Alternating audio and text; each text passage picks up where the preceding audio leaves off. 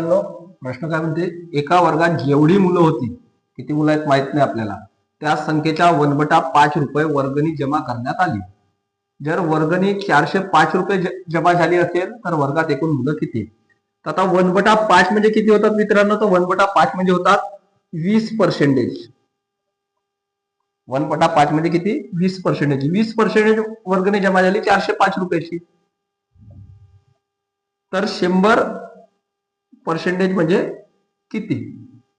Cross multiply करा, पर्सेंटेजला percentage कटले, 405 वर 2 शून्य डिवाइड बाय 20, 20 दुने 40, 20 दुने 0, 20 दुने 40, 10 वाचले, 20 पंचे 100, 2025.